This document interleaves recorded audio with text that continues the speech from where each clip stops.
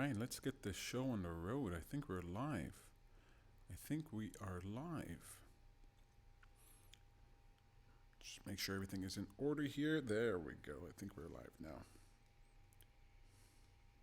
Confirm that I have audio. I've made this mistake before. I have audio. All right. Let's do this. Welcome to the campaign to re-elect Andrew Yang in 2024. The road to the White House in 2024 begins with winning the White House in 2020. Am I right? Am I right? Come on. My God, we have a lot to catch up on. I haven't been around for a little while. Been busy with work, busy with performing and doing events. But I definitely want to give you my input on what's happening here with Andrew Yang and the campaign and all that good stuff. So we're going to be catching up on the things that happened in the past, 2 weeks or so. I'll be doing 2 episodes. I'll be doing this episode and then another one either later tonight or tomorrow. It's 3:40 a.m. where I am right now, so I'm not sure I'm going to be able to get through everything here tonight. But make sure you subscribe so you can know when I go live next. So we got a lot to go about. We got a lot to talk about. We got smears to talk about. We got Shane Gillis to talk about. We got federal jobs guarantee versus the Freedom Dividend. We got a lot to talk about, and I'm experimenting here, so bear with me here today. I want to create an entertaining show for you guys, so let's dive right into it.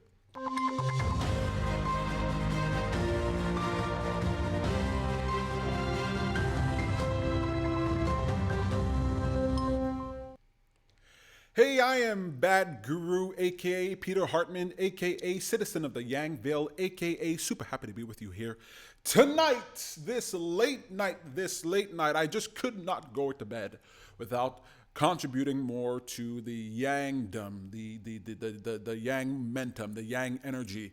And maybe you're a member of the Yang gang, you're not up to date on it every single minute of every single day. So I can give you a pretty good recap on what you may have missed and some insights and some of my thoughts. So thank you so much for giving me your attention here tonight. Really looking forward to it. Let's dive into it. First of all, congratulations, Yang Gang. Congratulations. $2 million reached. There was this goal here to reach a 2 million. I think, from what I understand, it was supposed to get up to 1.5. And then I checked the website and was like, hey, what the heck? Let's go for 2 million. So we went for 2 million. You know, I didn't dive into it and read it like I wanted to, but it looked like they pushed up that limit, and the Yang Gang did it. $2 million donated. That's absolutely fantastic. Kudos to you guys, everybody who contributed, everybody who participated in that thing, who shared it and everything. Absolutely fantastic. Part of what I want to do with this show is I want to praise the Yang Gang. You guys are absolutely fantastic. I believe you're Andrew Yang's secret power. You're the best part of Andrew Yang's campaign. And great job, guys. Congratulations. You really did great. Actually, let me show you what we got on the rundown here today. We're going to be talking about, we got that $2 million goal, Off the Pill podcast. We got Kamala Harris. We got some ideas that I want to talk about, the Youth Voice Forum, Shane Gillis. Of course, we're going to be closing up with that. So please stay tuned. Remember to subscribe if you're not going to stay during the whole broadcast. Subscribe because I'll be releasing the clips of some highlights of what's happening in the show. And if you haven't noticed, I got some special videos that I posted online. So definitely go and check that out. Yang and the Off the Pill podcast. I never watched this podcast. I never heard of it. It's super popular, it looks like. And I was really happy to see Andrew Yang there. I could tell that the young people there, we call them kids. I mean, kids, I don't know. They're around my age. So are they really kids? I don't really feel like a kid. But they seem like young people, or at least talking to young people. And it was interesting because I could tell they didn't really know his policies. They didn't really know what he was doing, what he was about. I mean, they had general understandings. Of course, they did some of their homework. But they were asking genuine questions like they really wanted to know. Not just questions that, everybody has to ask. But they were asking these questions, because they really want to know. Including, how are you going to pay for it, for example. So I thought the angle that they took, the way they got to these questions, the context in which these questions were asked was fantastic. So getting that message out in the way that he's doing, very, very good. it was like a young people interview. It was like an interview that young people would want to watch and connect with. So I really appreciated how the moderator, how the host, how everybody who was involved seemed genuinely interested in what Andrew Yang was saying. It wasn't just that they were talking. It's kind of like the H3 podcast. They were genuinely interested, but unlike the H3 podcast, they didn't seem that savvy about politics. I think they mentioned that. They weren't really up to date on politics. They didn't really know, everything that everybody else knows. So coming from that perspective was really helpful. And we found out something about Andrew Yang that we hadn't heard of before. We found out something that I hadn't heard of before, and I hadn't even thought to wonder about this with Andrew Yang. I don't know if this was on his policy on his webpage, but it's about aliens. All right, I don't know how you feel about aliens, but by golly, and I know a lot of candidates get asked about aliens, but it never really occurred to me. And by golly, I was very happy to hear Andrew Yang's answer on it. Very pragmatic, very realistic. Look, the guy says, look, bottom line, I want to tell you if there's any alien shenanigans going on, right? If there's any alien mumbo jumbo, not mumbo jumbo, but alien, if there's an alien sitch going on, he wants to let you know. Unless it's too scary. Unless it's going to ruin your experience. Unless you're not going to be able to sleep at night. And you know what? I like that. I wouldn't have believed him had he said, I'm going to tell you no matter what. I'm going to tell you no matter what. If the whole government, if the whole world is run by aliens and they are a master race that is enslaving the humankind, I will let you know. I'm glad he was Yang. He was Yang. He let you know, hey, I'm going to use reason and logic. All right? If it's not going to help your life, ain't going to tell you. And, part of me, I believe that's what's been going on, okay? I'm not a conspiracy theorist, and I don't got anything to say about aliens, but in the back of my brain, if aliens do exist, and I think maybe, I'm not really there. I don't think aliens exist, but if they do, I believe that nobody's telling us for very good reason, all right? I don't know if I want to live in a world with aliens, folks. I mean, bacteria on another planet, that's fine, maybe some animals out there in the universe, that's pretty cool, but sentient creatures who can move and communicate with human beings and travel and have humanoid bodies and all that stuff freaks me out, man. And as wonderful it would be to know that aliens exist, as wonderful as it would be to know that we're not alone in this universe, I get kind of scared thinking about it. I get kind of nervous thinking that aliens could be existing. And I've had people talk to me and say, hey, no, aliens do exist, man. They do exist. There's proof out there. I don't want to see that proof. Not really. Not really. So found out a little bit more about Andrew Yang in that Off the Pill podcast. Really cool. You can definitely go and check that out. Just so you know, if you're looking for any of the videos that I'm talking about here and any of the really cool videos that the interviews and things that Andrew Yang does, I post that on my Facebook page. All right. So you can go to the Re-elect Andrew Yang 2024 Facebook page and you're going to see the clips posted there. All right. Off the Pill podcast. Definitely go and check that out. Yang on the 538 podcast. I don't know if you saw this. I was kind of late to the podcast. I don't know why I didn't notice it. I was very happy to see that he was being interviewed on the 538 podcast. Nate Silver, he seems like a pretty solid guy. He cares about math. I wanted to hear his perspective on this. I wanted to hear what he would say about Andrew Yang, what he would say to Andrew Yang, the questions he would ask. And it wasn't disappointing. I mean, they didn't go as far as I wanted to go, and they met up with him in an airport. They ran into Andrew Yang at the airport, so I can't really hold anything against the interview. I don't know how well prepared he could have been for an impromptu interview with Andrew Yang, but I thought it was solid. Now, they had some criticisms of him, of course, and they had kind of the pundit's perspective. They had the long shot, but can he win? And the same things that you hear on a regular basis. But I actually thought that overall they were more fair. I thought they were pretty fair in their analysis of Andrew Yang. Did I agree with it all? No. I think they have this sort of bubble perspective. They're inside that establishment. They look at the world through that lens, and through that lens, of course, Andrew Yang is a total long shot. Through that lens, of course, Andrew Yang is not likely to make it. But I thought they were fair given that context. Given that perspective, I thought, look, Nate Silver, he said that Yang is the new Trump. Come on. I don't know how serious he was. He was kind of laughing when he said it, but I believe that I believe he's acknowledging the very real possibility. Trump comes out of the blue. Not really out of the blue, but nobody believes that Donald Trump can win. And he taps into a vein. He taps into something that the American population really wanted. And to call Yang the new Trump, I think, come on, Trump fears Yang. He's got to hear those footsteps coming up behind him, right? Come on. When Nate Silver says that Yang is the new Trump, I think that should be the headline. That should be what's in the newspapers. That should be what's tweeted out, because I think he is the new Trump. I think he's the outsider entrepreneur that we've been looking for, that America actually needs. And listening to this podcast, I thought it was fair, but I kind of thought it was kind of biased towards optimism, towards they weren't really trying to put him down. They weren't really trying to dismiss him. According to their own minds, of course, it seems unrealistic to them, just by the numbers, by the odds, but they fully appreciate how everything can change. And they mentioned how, and I've heard this mentioned before, how Andrew Yang's support might be underrepresented in the polls because of how the polling is done, because new voters are going to be the ones who are going to be interested in Yang the most, right? New voters. So I think that's interesting. It's a little risky there, new voters.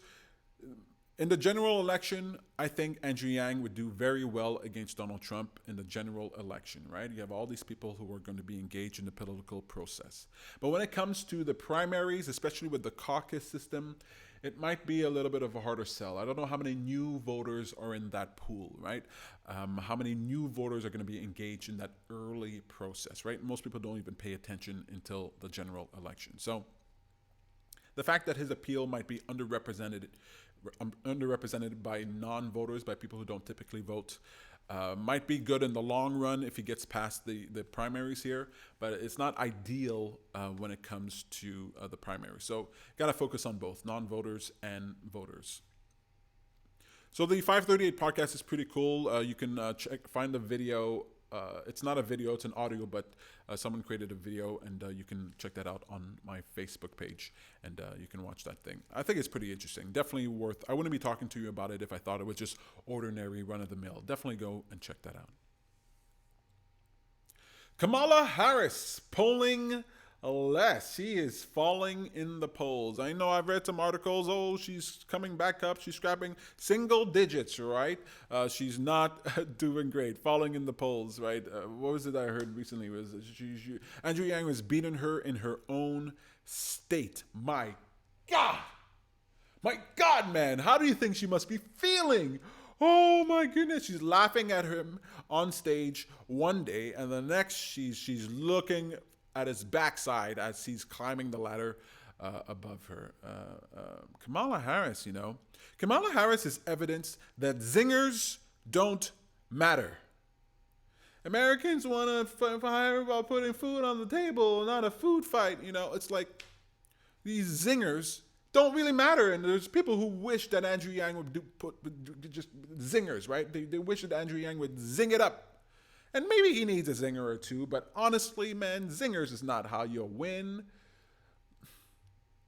Winning debates even, I'm not even sure matters. Winning debates, I'm not even 100% sure that winning debates matters. Because look at who won these debates in the past. Kamala Harris won her debate, the first debate. She came out swinging. She connected hard and crack at the bat and the home run. And I thought at that moment, oh my God, how rigged is this system that they're just gonna thrust her in the top tier and make her the queen of it all, right? Make her win it all. Like they were writing everybody off. They were basically saying it's Kamala Harris or bust. She won the debates, but did she really win the debates? Where is she now? falling in the polls. So I don't know how what's going to happen with her. I don't know if she's going to rally. Like Beto O'Rourke was falling in the polls, and then he did some media pushes and he rallied a little bit. Not exactly sure where he is right now, but Kamala Harris does have love, so we'll see how she gets up there. I think that the more you find out about Kamala Harris, I think the more we're going to be like, I'm not sure she's the candidate for us, but the media seems to like her. See, what matters the most is not winning the debates, it's not the zingers, it's the message. It's getting your message out. Message discipline. It's getting that message out. And every time Yang speaks, you should get that message out, that core message. And I know everybody thinks, oh, he's a one-trick pony, and why does he keep talking about universal basic income? Why does he keep talking about freedom dividend? That's his message, all right?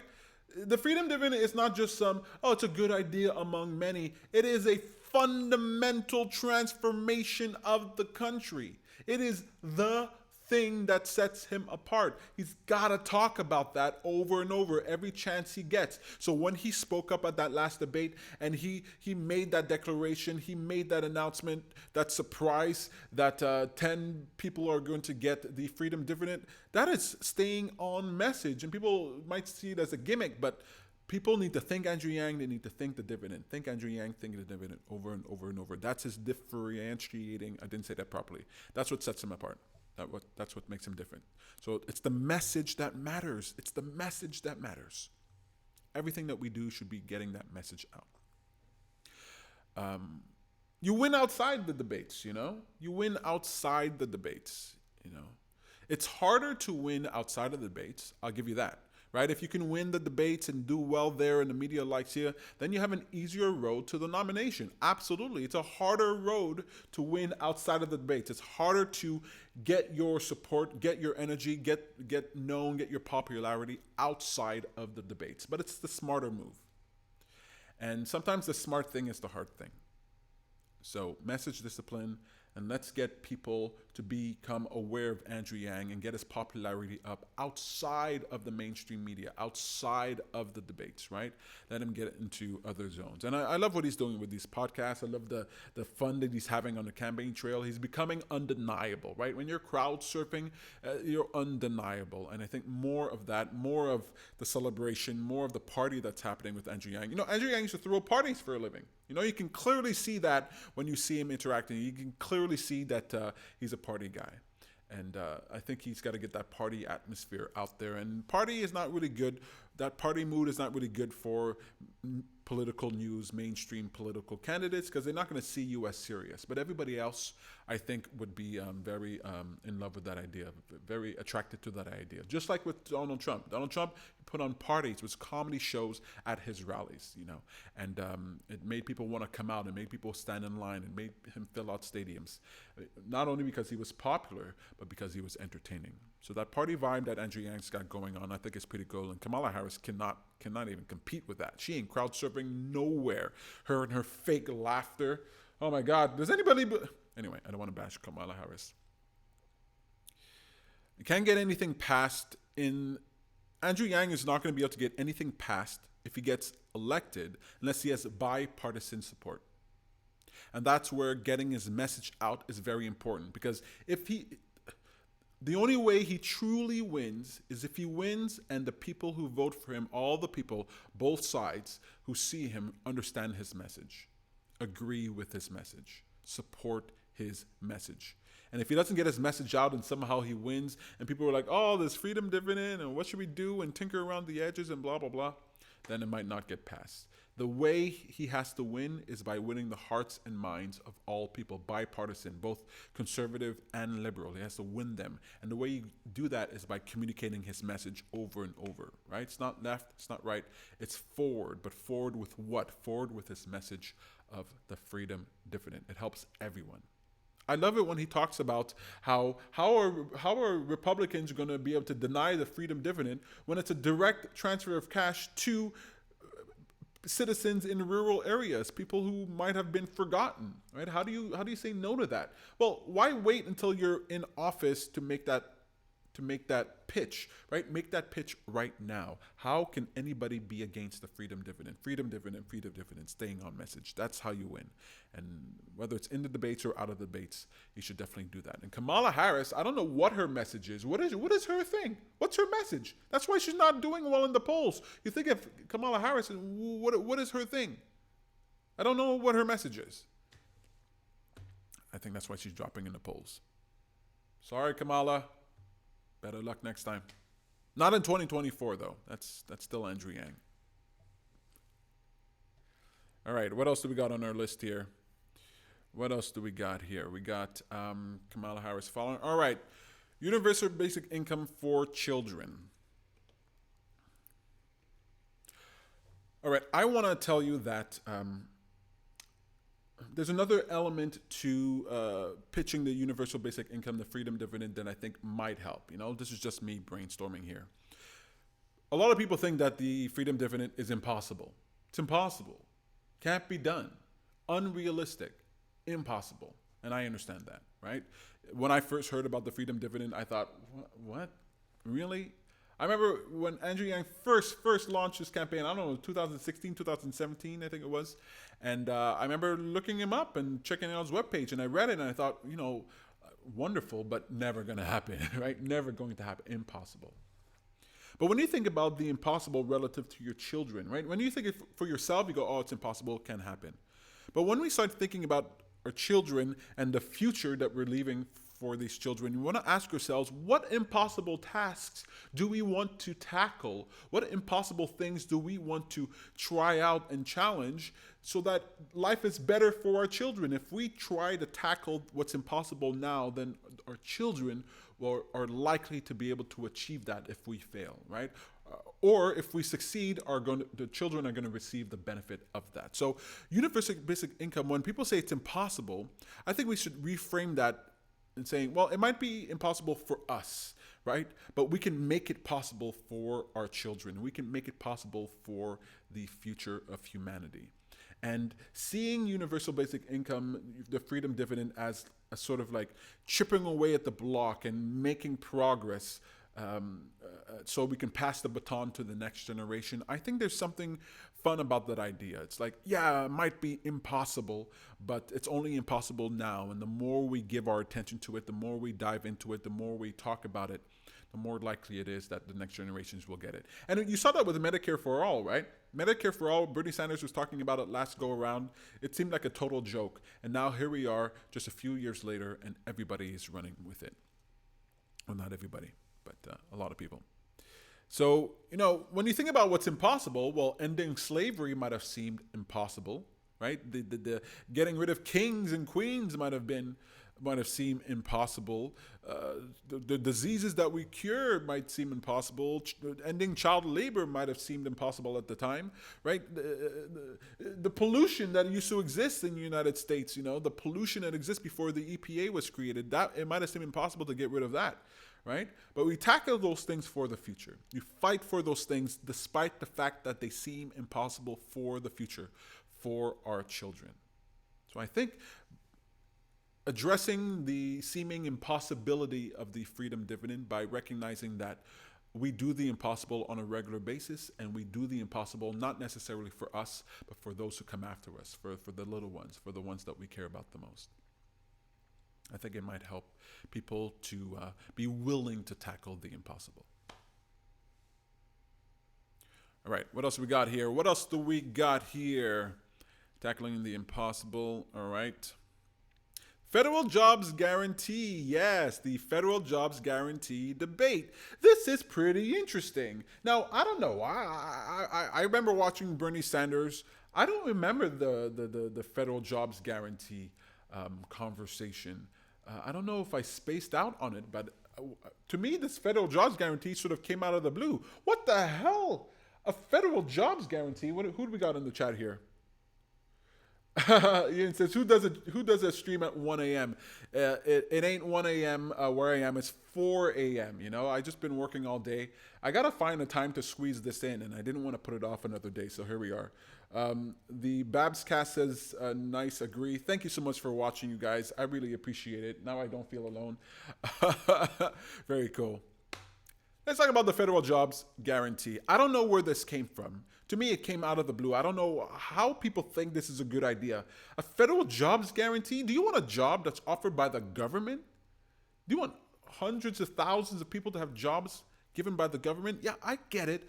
You got infrastructure you got to build. There's work that needs to be done at home, repairs that need to be done. But a federal jobs guarantee? That's kind of scary. I remember hearing Andrew Yang talking about it. I think he used the word dystopian, and that is exactly how I feel about it.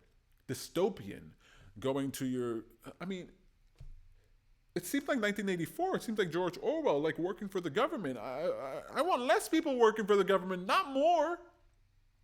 The government, everything the government does tends to be, anyway, I don't want to get into this whole government thing, but the federal jobs guarantee debate between federal jobs and Freedom Dividend, I think it's fascinating.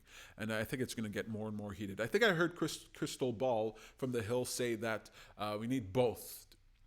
But the federal jobs guarantee does seem kind of scary. I don't think people do want a federal job, a government job. I mean, I bet you a lot of people do, but I don't know if most people would. Especially not if they had a choice between that and the Freedom Dividend. You see, the federal jobs guarantee gives you a type of security, all right? And I totally understand that. I mean, I don't know how the federal jobs guarantee is going to work, but I totally understand that people want a job. That's what they want. The Freedom Dividend is not a job. People talk about the Freedom Dividend as people are going to get that and that's all you need. No, that's not what Andrew Yang is saying, right? The Freedom Dividend is the ground floor for something amazing, right? But the federal job is like, hey, this is the end solution. If I can get this job with the benefits and the healthcare and all that, then life will be set for me. Then it'll be good, right? The Freedom Dividend, I still need to do a lot more. I still need to work hard and I still need to learn to do all these things. But a federal jobs guarantee is like an end solution, right? Sort of. And I can see the appeal in that. It's security, lasting, good pay, all that good stuff. But Freedom Dividend is not about jobs. It's about choice. And that's why I love it. It's about choice. It gives people the choice, the ability to make a decision. You can get a job. And if you don't like that job, you can quit that job because you're no longer worried about the food you're going to eat. You're no longer worried about surviving, right? You can get by. $1,000 a month of Freedom Dividend allows you to experiment and to explore and to be creative and to be entrepreneurial and to get beyond working an hourly wage and start working for yourself and doing other things. Freedom Dividend allows you to maybe not even work a job, right? Let's say you're willing to live with other people or to stay with your family and to help out at home. Well, suddenly now this $1,000 a month not only helps you to help your own family and to help people who are home with you, but it allows you to go out and still live a life and do things. You know, not everybody's going to quit their job when they get $1,000 a month. Some people will, though.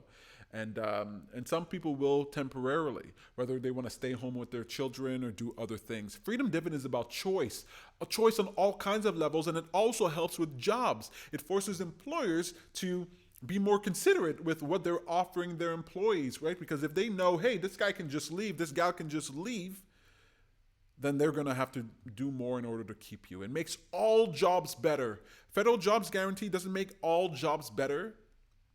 It makes those people's individual lives better in a specific way, but a Freedom Dividend gives people actual choice in all domains, and that's why I think it's going to win. People can quit their jobs. Can you imagine that? Freedom Dividend means people can quit their jobs if they want to and move to other things and learn and discover. I think it's fantastic. Bernie, I'm going to dive more into this federal jobs guarantee and really understand it, especially when I heard Crystal Ball on the Hill say she supports it. I thought, I got to give it more of my attention. I got to understand it a little bit more. What is it that I'm missing here?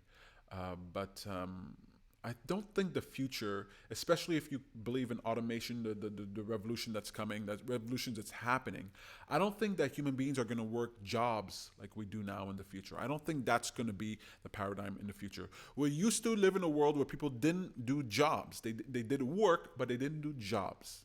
And now we have jobs. And I think we're going to move to a state where we don't have jobs anymore. We're going to have something else. We're going to have exploration, education, self-actualization, And $1,000 a month is not going to make it so that nobody needs the job anymore. But it's going to help evolve the society in such a way where that which we value will be greater expressed at a greater and greater degree. And I think what we're going to value is more leisure time, more time on our own. And I think jobs are going to go the way of the dodo. I think we'll do work, but we won't do jobs.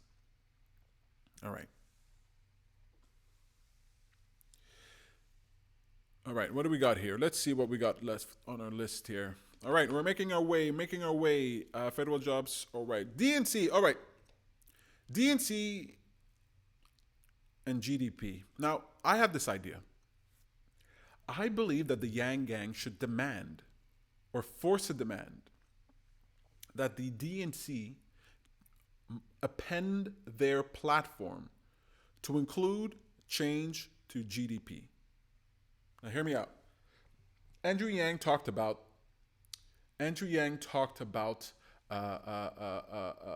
going down to the offices and changing the measurements by which GDP is established. Brilliant idea, fantastic idea. I don't even know why it took me decades in order to hear this idea. I didn't know there was such a problem in GDP. I didn't get what was going on. I think it's fascinating. But why do we have to wait till Andrew Yang? I shouldn't put it that way. I want it so that even if Andrew Yang doesn't win, this GDP modification gets done because it's vital. It's important. I believe it's as important as the Freedom Dividend. Sometimes I believe it's more important than the Freedom Dividend. Don't get me wrong. Freedom Dividend is what I want, but the change in the GDP, change what you measure, you change what you get. It's so important. You learn that in business. What you measure is what you get. And so changing that is important. So why don't we why don't we pressure the DNC to put in their platform a change to the GDP? Make that a part of the Democratic Party platform. So I came up with a hashtag DNC change DDP or change GDP. I don't know what. You guys can figure it out. But what do you think? Let me know what you think in the comments. Should the DNC amend their platform to include a change to GDP, a change to the measurements of GDP? Is that something that the Yang Gang should get out there, should voice, should express, right? Because if we can find a way to pressure the DNC to amend their platform, that's advertising for Yang. Why are they changing GDP? Because of what Andrew Yang has been talking about on the trail. That's a way to get Andrew Yang in the public eye, to see his impact, to get that momentum going in a way that's not typical, right? Just like Bernie Sanders got the platform changed to include Medicare for all. At least that's what it seems like. I don't know if the platform was officially changed, but it seems like that's what people are running on. At least the progressives. What if we can get the DNC to change GDP, to put that in their platform? Do you think that would be something powerful that would advertise Andrew Yang, and that would already produce change? It's 4:13 a.m. here. I'm getting tongue-tied, but I think it's a pretty cool idea. So let me know what you think. Hashtag DNC change GDP. Hashtag DNC change GDP, or just change GDP. I don't know what's better. You guys let me know. Let me know in the comments. All right. Winter is coming. In fact, winter might very well be here for Andrew Yang. The smears have arrived. The smears. Oh my God. When your candidate starts getting smeared, then he's made it. He's made it. Nobody smears anybody they don't consider to be a threat. It's a badge of honor, folks. Yang Gang, don't be afraid about the smears. There's some things you're going to have to remember when it comes to the smears. You're going to have to keep that in mind. Keep it in your heart, because it's going to be difficult. I know that. But smears is really a really good sign. When people start training their guns on you, it means you're a problem for them. And Andrew Yang is a problem for the establishment. He's a problem for them. So the more hate is coming. You think it's bad. You think the smears have happened now, You think it's bad. And we're going to talk about Kimberly Watkins, or I can't remember. I think it's Watkins. We're going to talk about her in the next video, in episode 7. But the smears are coming and the hate is coming, and it's going to get hard. It's going to get way harder. You got to prepare your mind and prepare your heart for this, folks. I do not think you guys are ready. I've heard certain things. I saw Paget streaming live and talking to the Yang Gang supporters on the street, and they seem a little bit taken aback by these smears. Look, if you're a young person, you haven't been involved in politics, you haven't been paying attention, you've been apathetic, whatever. You don't know how brutal it gets, how dirty it gets, man. It gets so stinking filthy. Yeah, you have no idea. It's not even close to bad right now. And the higher Angie Yang gets, the more out of the woodworks, everything is going to come out. It's going to bring tears to your eyes. The hate is coming. But prepare yourself. Look, there's criticism of Andrew Yang that's legitimate, and there are criticisms that are illegitimate. All right? Both of those are coming. The illegitimate ones, they're gonna make you feel torn up inside. They're gonna make you feel bad because you're gonna feel like how unfair it is these people are lying about Andrew Yang. But then there's gonna be some things. Look, Andrew Yang ain't no saint. There's no way he's a saint. He's made mistakes. Look, I saw a picture of him yesterday of him dressed as a punk. Okay, that guy he's probably made some weird decisions. He lived a party lifestyle. He's throwing parties. There's gonna be stories about Andrew Yang. There's gonna be things that come out. Lies and truth. There's going to be things about Andrew Yang that you don't like. And they're going to come to the forefront, and they're going to amplify it, and they're going to exaggerate it. And it's going to be the truth plus, the truth to the power of 2, They're going to exaggerate it a bit, but it'll still be true. It'll be legitimate. So what are you going to do about it, folks? What are you going to do when you hear something about Andrew Yang that you don't like? Got to remember that Andrew Yang is no longer a person. He is a representative of a set of ideas, ideals, and values. That's what Andrew Yang is now. Just like Donald Trump. You attack Donald Trump, you're attacking the millions of people who support him. And Andrew Yang is becoming that. He's a representative of an idea. So don't let go of that because you hear something bad about him. Don't let go of that because he rubs you the wrong way and somehow, like, oh, he's making Asian jokes. Oh, he's doing this or that. He's going to do things that you don't like, man. He's going to behave in ways that you don't like, and the smears are coming. So you got to be with him no matter what, because you're not with him, you're with the idea. You're with the message. And we're going to have an imperfect messenger, always. I mean, I don't want a perfect messenger. I don't want one. I want one who's imperfect. The hate is coming. Winter is coming. Prepare yourself. And don't get too upset if Yang doesn't address the smears, all right? Or address the smears in the way that you want. Yang can't address the smears. He can't. Rule number 1, if you talk about it, it continues. If he talks about it, yay or nay, no matter what he says, it continues in the news cycle. It gives it more life. Yang can't address it. And so you might feel upset. And you're like, why isn't Yang saying this? And why isn't he doing that? And why isn't he fighting back? And why doesn't he look upset? And why? He's got to downplay, ignore, step aside as much as he can. Spokespeople, they will be able to address this. The Yang Gang, we will be able to address these. No, we are the ones who are going to fight. We are the ones who are going to get down in the mud. We are the ones who are going to engage with this in a limited fashion, right? The more we amplify it, the longer it will stay. But we are going to have to address those things. When your friends or when the people you talk to, they say, hey, I heard this about Andrew Yang, you're the one who's going to be able to give them that answer, all right? Because they're not going to get it in the mainstream media. So Andrew Yang, it doesn't matter what he says, it's only going to make things worse. So he can't really address the smears. I mean, yeah, sometimes it'll be unavoidable, but he can't address the smears. So don't get mad at him. I know, I get kind of upset and go, why doesn't he say this? Why doesn't he say that? He can't. But the smears are coming. Winter is coming. Get yourself a coat, a really good coat, because it's going to get far, far worse than you can imagine. It's going to get you very sad, mad, very upset. But just know that it's not the man, Andrew Yang, that you're supporting. It's the idea. It's that message. Don't let them take that from you. Do not let them take your focus away from you. Don't let them distract you with the smears that are coming. That's their point.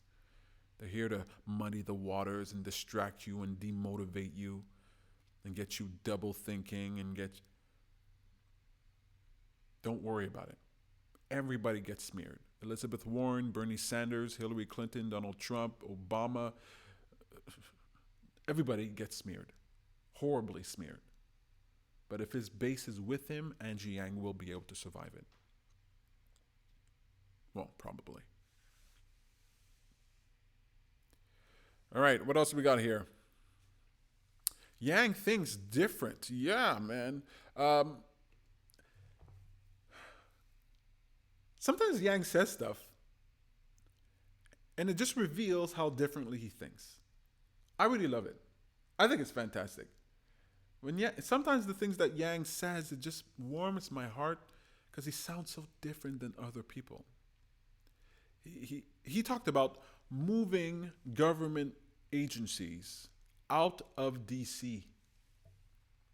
This guy thinks of things I never thought of. I've been obsessively thinking about these things for a decade now, and I didn't come close to this idea. Move government agencies out of DC. Yeah, they're all hodgepodged in there. They create this echo chamber. It's really disgusting. But if you can move some of that stuff out, then he says they become pillars of the communities that they go to, and they come out of their echo chamber.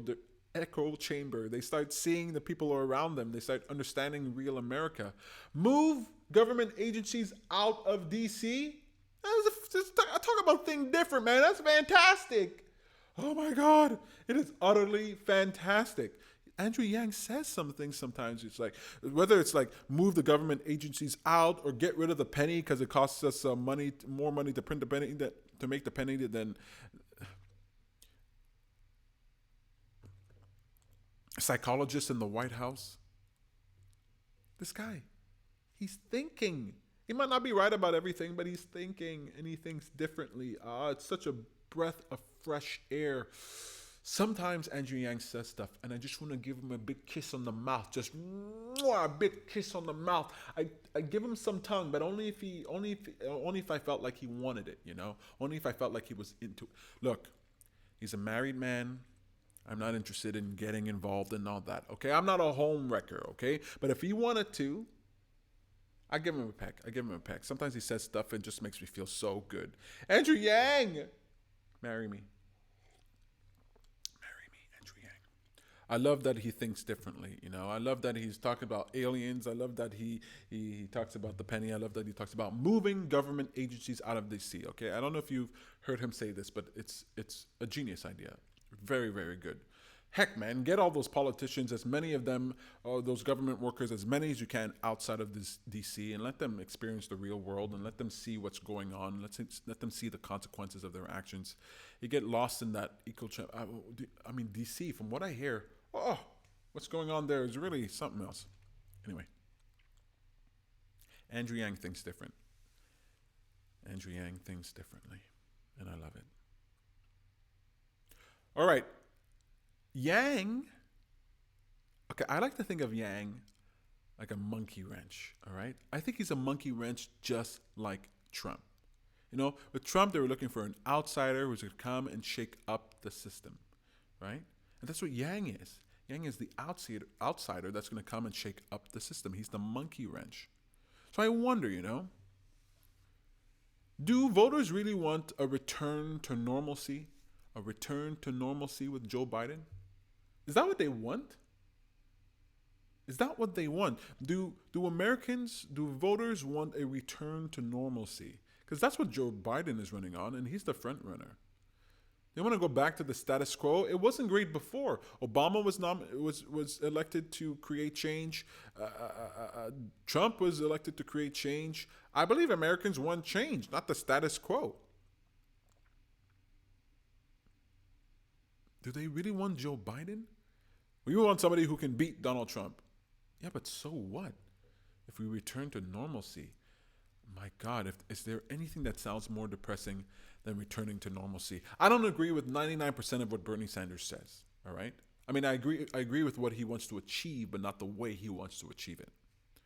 But I'd rather Bernie Sanders get elected than status quo, than status Biden, than Joe Quo.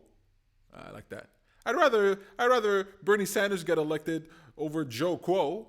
All right. I don't think we want to return to normalcy, do we? Do voters want an outsider? Do voters actually want an outsider? I think they do. I mean, a lot of Democrats supported and voted for Hillary Clinton. But that was kind of special, you know? Hillary Clinton was like a special lady. She'd been fighting for people for so long, at least in people's eyes, and it kind of was like her turn. Right? It's kind of like she deserved it. You know, I don't agree with that, but I could see how some people might see it that way. So I don't think that when the election was between Donald Trump and Hillary Clinton, it was really fair to think that, oh, people want to return to normalcy, people want an insider, people want the establishment candidate. I think they really just didn't want Trump, and they were willing to put their bet on who appeared to be the strongest candidate. But they didn't really want normalcy. They didn't want incrementalism, at least not most people, I don't think. I mean, it's kind of hard for me to decide because the mainstream news is definitely all about return to normalcy and centrism. And we certainly did see that when Donald Trump was going against Hillary Clinton. But why is Bernie Sanders so popular, right? That's not return to normalcy. Why did Donald Trump get elected? That's not return to normalcy. I think people want an outsider. So I see Yang as a monkey wrench. And if you want to throw a monkey wrench into the system, I know some of you tried to do it with Donald Trump last go around, but consider a new monkey wrench. Consider Andrew Yang. If you want things to be disrupted and dramatically changed, but in a way that is reasonable, thoughtful, logical, I think Andrew Yang is your guy. He's not just an ideologue. He's not just he's not a demagogue. He's not just somebody who's expounding, oh, what would be good to do. He's like thinking things through and coming up with concrete plans. Not just ideas, but plans. That's the monkey wrench I think America needs. All right. We're getting there here. We're getting to the end here. What are we at? 48 minutes? My goodness. 4:27 a.m. and I still haven't even eaten dinner. All right. Gosh, I love Andrew Yang. I couldn't go to sleep tonight without having done this show. So I really appreciate those of you who are watching now or anybody who's watching in the future. I'm looking down because that's where my phone is. I can see the chat there. So I really appreciate it. Thank you so much. I'm in love with this topic. I think about it all the time. It's the first thing I think about when I wake up. It's the last thing I think about when I go to sleep, typically. Love listening and learning about Andrew Yang. He's giving me hope for the future. All right. So Andrew Yang talks about the VAT tax, right? Adding a VAT tax. I think it's 10%. Adding a VAT tax in order to capture the capital that is being lost, right? Due to all the loopholes in the tax code. All the ways that corporations have of avoiding paying taxes. So the VAT tax is a more effective way of capturing that because it's harder for them to gain. All right. Now, I don't hear Andrew Yang talking at all about other taxation. I don't know what he wants to do when it comes to raising taxes, if he's going to raise taxes, right? Adding the VAT tax, that does technically raise taxes, but if you're getting $12,000 a year, that offsets it. And so for most people, for the vast majority of people, it will be a net benefit. But is he going to raise taxes? Now, I think one of the arguments that is being levied against Andrew Yang, and I believe it's going to be levied even more, is that Andrew Yang wants to raise your taxes, Look, he wants to add the VAT tax. How are you going to argue against Andrew Yang wants to raise your taxes when he says, I want to install a new tax that doesn't exist? So I was listening to the Yahoo Finance video. I don't know if you've heard the Yahoo Finance video. Andrew Yang's not in it, but they're talking about him, and I thought it was an interesting video to check out. And I think I'll be talking about it more in the next episode.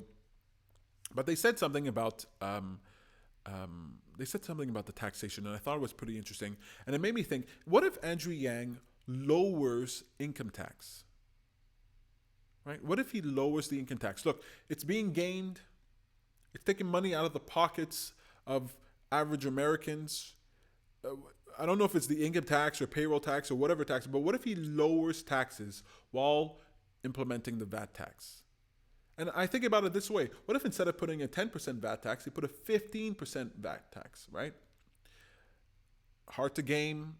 He puts it on luxury items, on the items that are not the staples that human beings need, but on the extras that they're getting. And what if he raises that to 15% and lowers taxes somewhere else?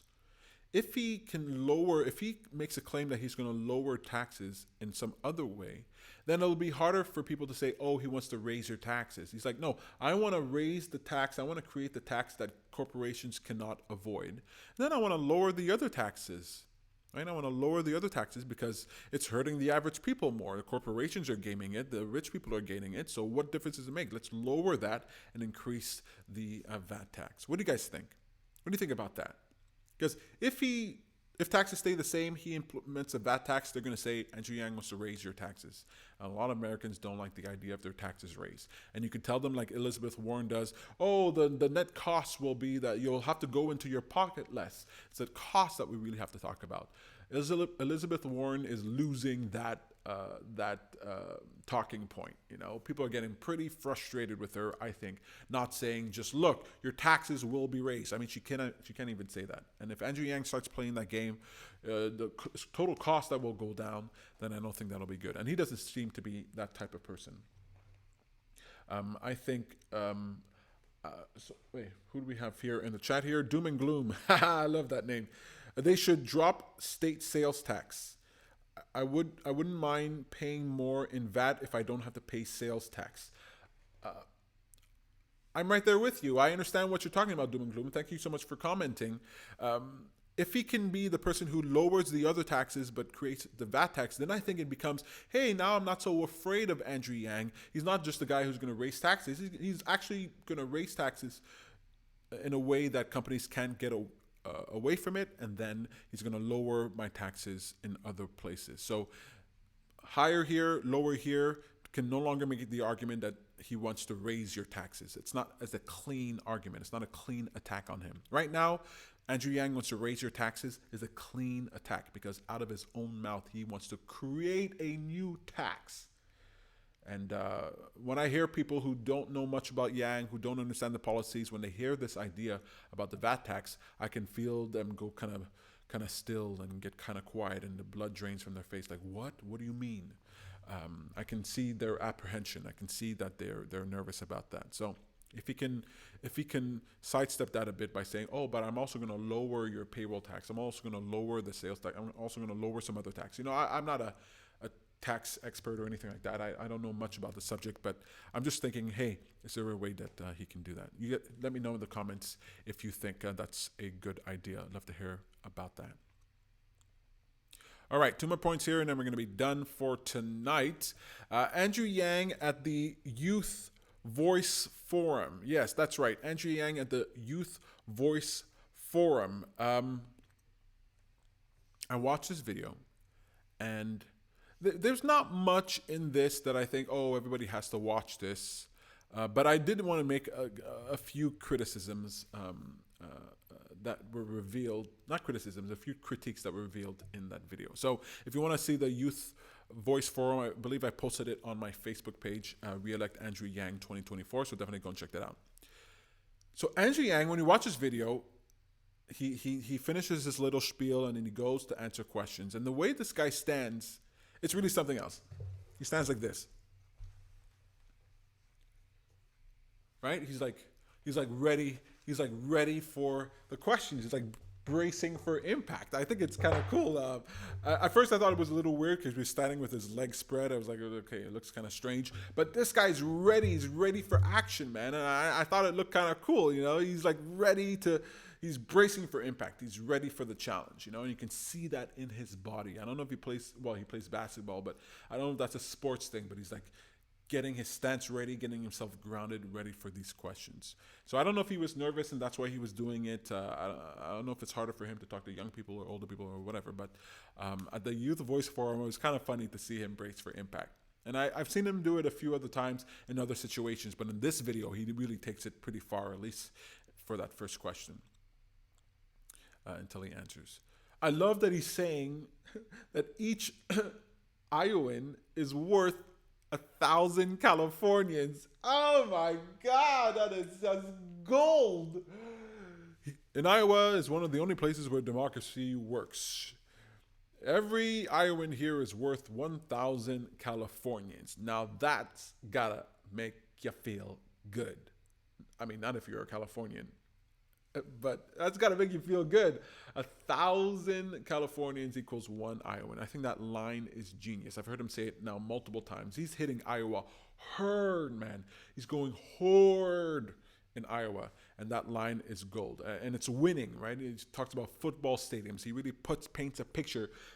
He praises them and reveals their own value to them. I mean, they probably know this, but putting that math to it, 1,000 Californians for each Iowan, I think it's genius. I think it's very smart. Very, very clever. He made a comment in that Youth Voice Forum. It was a little...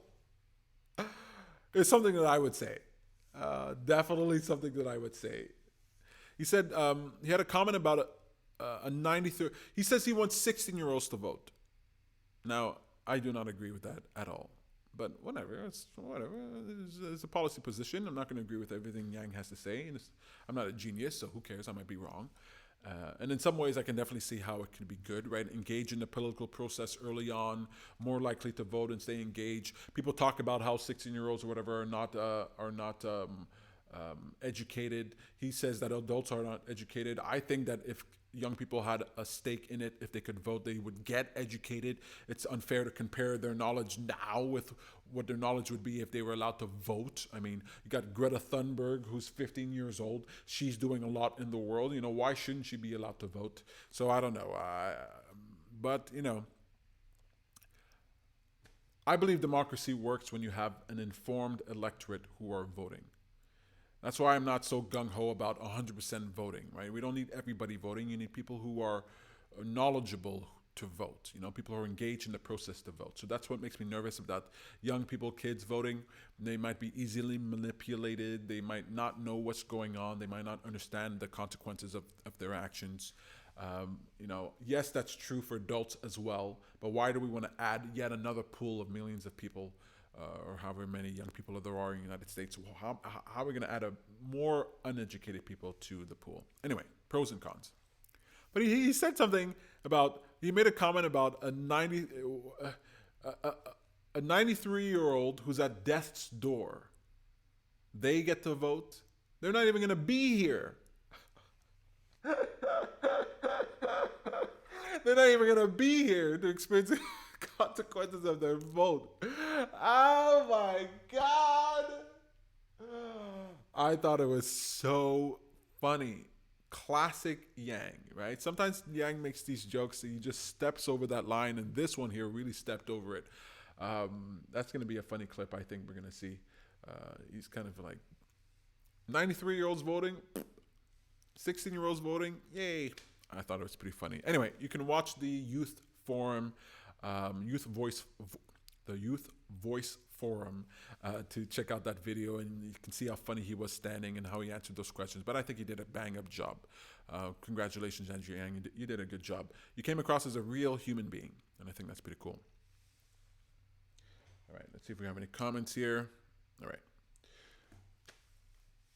All right. What do we got? Last up. Oh, yes.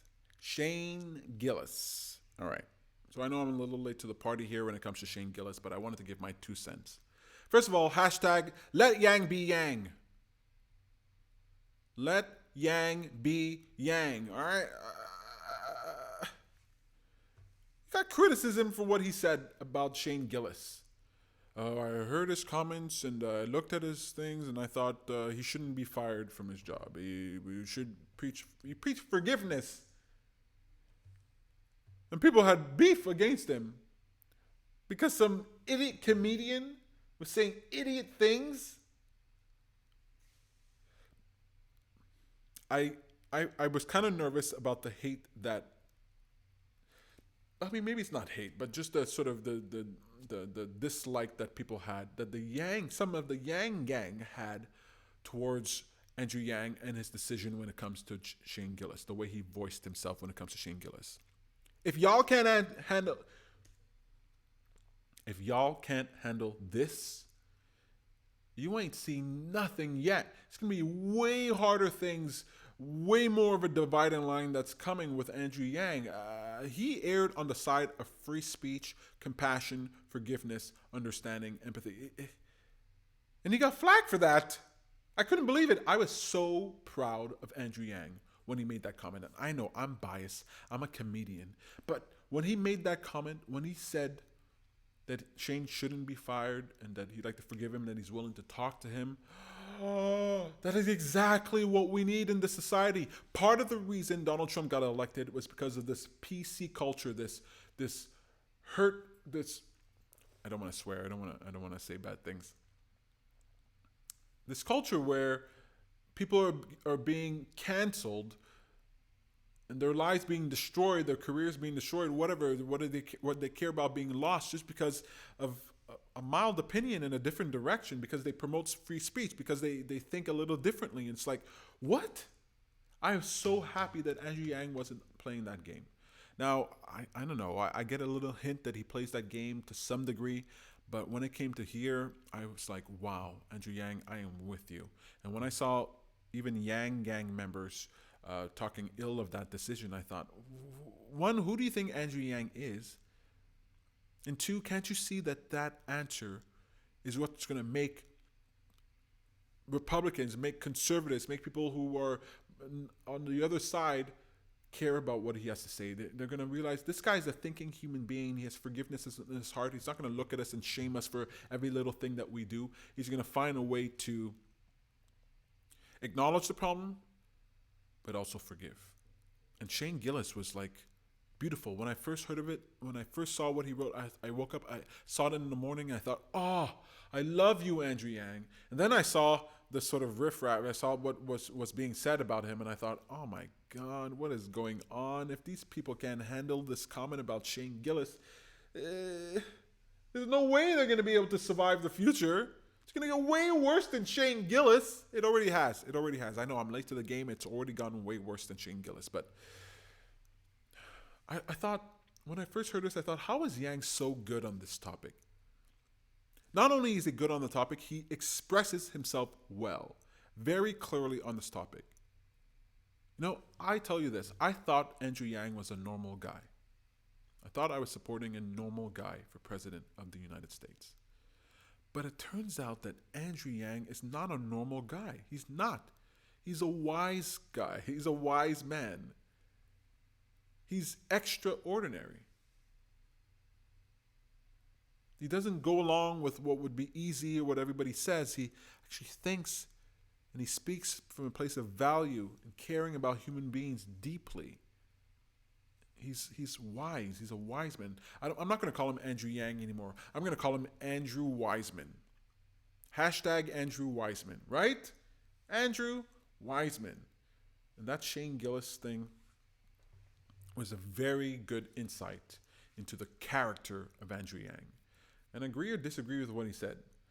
He said something that wasn't easy to say. He stood up for someone when it would have been easy to tear them down. Easy to tear them down. He could have gotten just as much coverage saying, hey, Shane Gillis, he insulted me, he insulted all these people, he should be canceled. He could have gotten praise for that. But he set that aside and he said what he really thought. My God, let Yang be Yang. Andrew Wiseman, You're absolutely fantastic. All right, I think that's it for me, folks. So thank you so much for watching the show. This has been a lot of fun. I got a whole other show prepared, written, set up. Maybe I'll do it tonight. I don't know. It depends if I want to sleep, if I want to eat. It's 4:44 a.m. here where I am. So I got a decision to make, episode 7. But subscribe and hit that bell so you can be notified when I go live next, so you can watch future episodes. And I got some videos that I posted there, a phone banking, a comedic skit. So definitely check that out on my on the YouTube page. I really appreciate your energy and your time, and I love you, Yang Gang. Honestly, my favorite thing about Andrew Yang is the Yang Gang, and that's why I call myself a Yang Gang supporter. That's who I really am. We're living in a strange world in a strange time. And I never would have imagined that someone like Andrew Yang would run for president. I never would have imagined that we would have had this opportunity to support someone like Andrew Yang. And I want to do everything that I can. Everything that I can. Maybe not everything that I can, but I want to fight hard for the guy. I want to stand up for him. And I can see that some tough times are coming for Andrew Yang. I mean, of course they are. He's running for president.